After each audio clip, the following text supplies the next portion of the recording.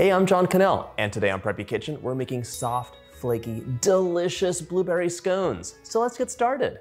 First off, I'm doing an optional step because I love lemons and everything, especially if blueberries are involved. Into a large bowl, I'm adding 1/3 cup of granulated sugar, that's 66 grams.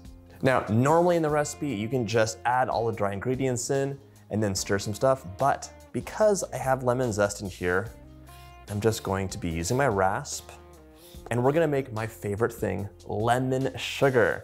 Plop that zest in, and yes, a rasp is one of your best tools in the kitchen, so I hope you have one. Just use my clean hands and work that zest into the sugar. This will release a lot of oils and really intensify the lemon flavor. It's optional though, so if you want, you could just skip this step and add all the dry ingredients in like the flour. It smells so good though. It really works a lot of that lemon flavor out and gives you a wonderful, like intense, bright flavor.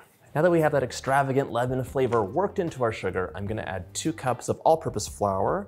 That is 240 grams. And I hope everyone has a scale in the kitchen. Do yourself a favor, buy one, and you'll be so happy. It really cuts down on your dishes. You're not wasting all those measuring cups and washing them, and you get accurate results every single time, which means your baked goods are delicious, not dry and bready. 1/2 teaspoon of salt, little contrast. For leavening, we have 2 teaspoons of baking powder. In you go. I'm also gonna whisk this together, especially since I had that sugar on the bottom, which is a little heavier. Now it's time for our butter. It's in the fridge though because it needs to be nice and cold. Unlike most recipes where we want room temperature ingredients, this is more of a pastry situation where you have the cold butter, the cold cream. Everything's cold and it makes some magic happen when they bake up. Oh, and that's right. My book's available for pre-order now. There's a link in the description box below, and there are so many amazing recipes I'm very excited to share with you, including a classic English scone, which we'll talk about in a minute. I would categorize this recipe as an American scone, and a lot of my friends in the UK and Australia and everywhere else are like, what's going on with this recipe? Because you're calling them scones or scones, and this is like a triangle, so I don't understand. I'm gonna break it down, but we can talk about it in the comments. Here we have things called biscuits, which are not cookies, and biscuits are like scones, but they don't have eggs.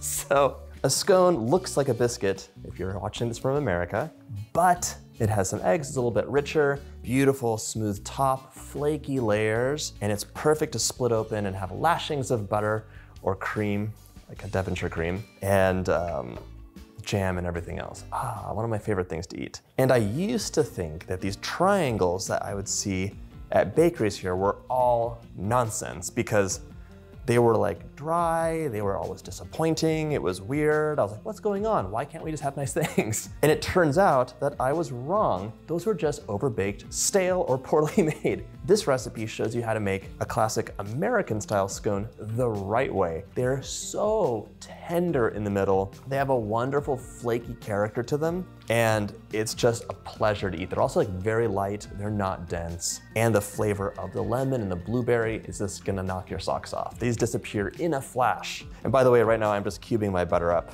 using the wrong tool. I don't know why I'm using this instead of a knife. We stick with our choices. That's 1/2 cup, 113 grams of cold, unsalted butter. If you only have salted butter on hand, that'll work too. Just decrease the amount of salt by 1/4 teaspoon. Now, we're gonna use our clean hands to work this butter in, and we wanna have a play of sizes. So I wanna have some small pieces of butter, some larger. That's gonna give us that flaky, beautiful texture. So most of the butter will be pea-sized, some of it will be a bit smaller, some will be a bit bigger, and I'm just breaking these cubes up with my fingers as I move along.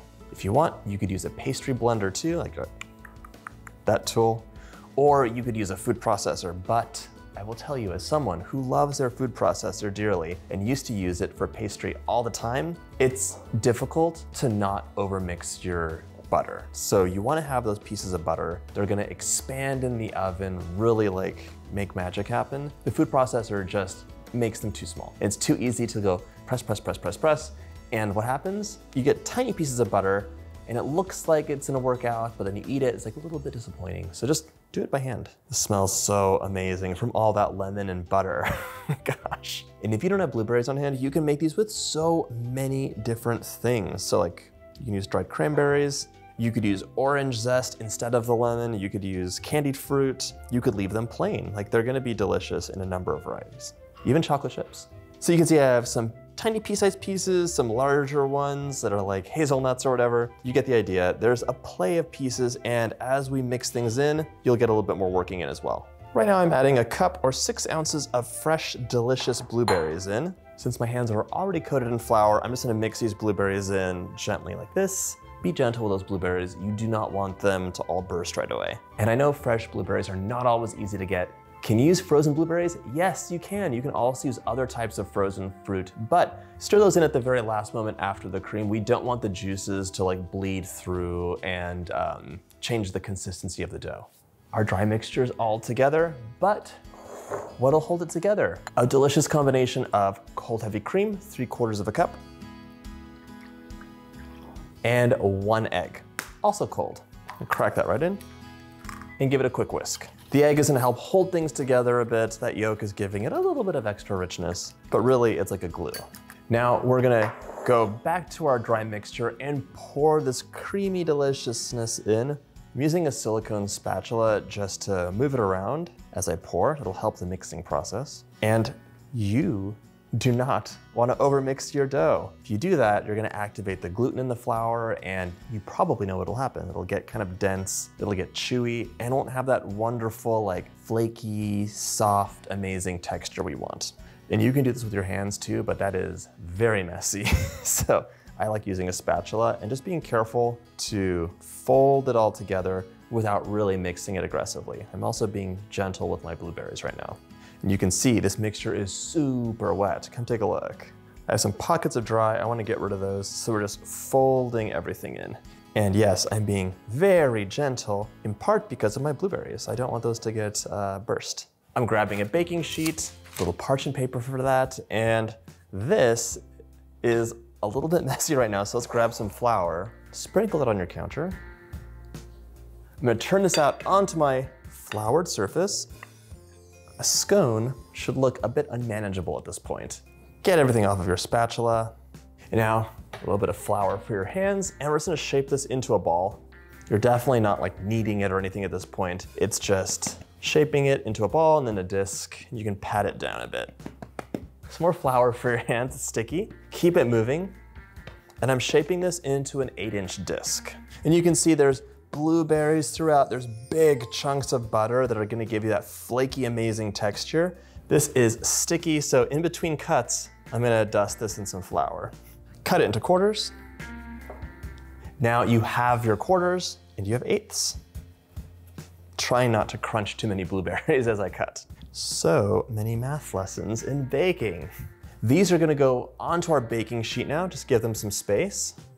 But if we put these in the oven now, horrible things would happen. That'd be bad. Now that these are safe and sound on our baking sheet, we can pop these into the freezer for 20 minutes. We need to freeze this, otherwise all these beautiful chunks of butter would just melt and ooze out, and this would be a disaster. So the freezing is super important. Into the freezer, and while they freeze, preheat your oven to 400 degrees Fahrenheit. My scones are out of the freezer, my oven's nice and hot. I'm gonna brush these guys with cream, and by the way, 20 minutes is the minimum time. You could make these a day ahead, a week ahead, even a month ahead. Keep them in the freezer, just in a sealed bag, and then pop them right into the oven from frozen.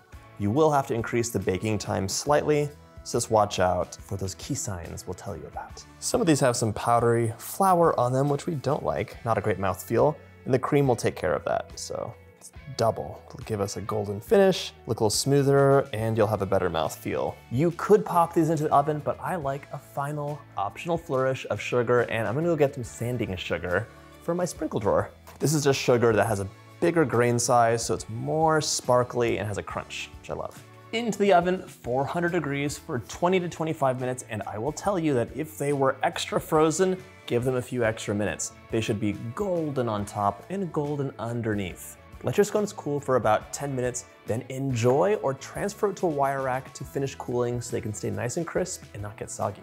Look at that beauty. Tender and soft on the inside, crisp on the outside and full of blueberry lemon flavor. Oh my gosh, I hope you get a chance to make this recipe, and if you like my videos, check out my breakfast treat playlist.